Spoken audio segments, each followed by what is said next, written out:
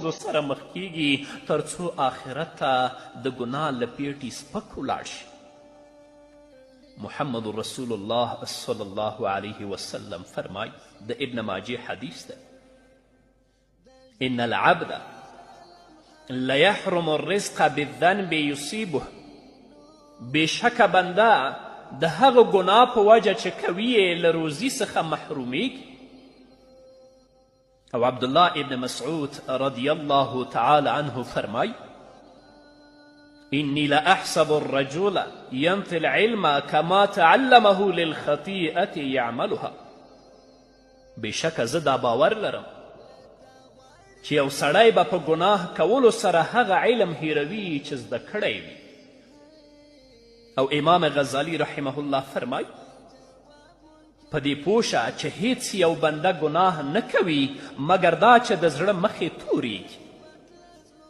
که نیکبخته وي نو دغه توروالی په ظاهر د څیرې باندې راښکاره شي، او که بدبخته وي نو هغه پټ شي تر دې چې په ګناهونو کې نور هم ورډوب شي او د دوزخ مستحق وګرځي.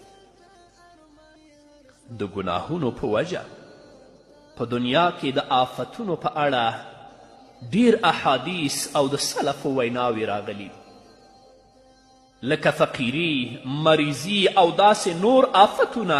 بلکه په دنیا کې د ګناه له سپیریوالي څخه دا هم ده چې له هغې وروسته ګناهګار د ګناه رنګ او صفت واخلي، نو که بیا دی په کوم ازمیښت او مصیبت کې اخته شي هغه به سزا وي چې له ښې روزي څخه یې محرومېدل هم په همدې سبب وي. او که بدبختي زیاته شي او بیا په دغه صورت کې کم نعمت ورکول کیږي نو هغه به استدراج وي، چې الله به رب العزت به د دغسې نعمت د شکر ایستلو توفیق نه ورکوي، او د ناشکري سزا به یې وګوري.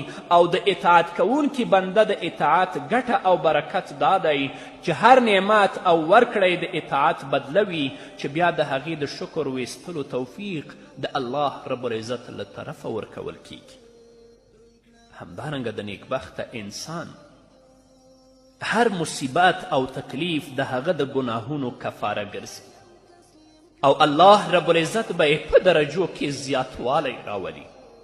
امام ابن قیم رحمه الله په خپل کتاب کې الجواب الکافی لمن سأل عن دواء الشافی په دې کتاب کې د ګناهونو ګڼ شمېر دنیوي او اخروي خطرونه او تاوانونه د قرآن او د محمد رسول الله د احادیثو او د سلفو د ویناو او تاریخي پیښو په رڼا کې څیړلي دي، چې زه به یې ځینې تاسو ته په لنډیز سره وړاندې کړم. اول، له علم څخه محرومتیا.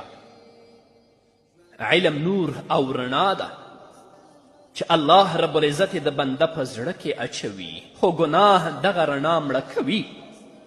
کله چې امام شافعي رحمه الله د امام مالک رحمه الله په وړاندې د درس او لست په مجلس کې کیناست، نو د هغه د پوهې پوروالي هوښیارتیا ته حیران شو او داسې ورته وویل، انی ارى الله قد القى على قلبك نورا فلا تطفئه بظلمة المعاصي. امام مالک صاحب ورته وایي، زه وینم چې الله رب العزت ستا په زړه کې رڼا اچولې ده، نو هغه د ګناهونو په تیارې سره مه مړه کوه. نو که یو طالب چې د الله رب العزت دین زده کوي، یا یو عالم چې د الله رب العزت دین یاد کړی، که هغه تقوا اختیار کړي، د ګناهونو نه ځان وساتي، الله رب العزت به د هغه علم کې لا زیاتوالی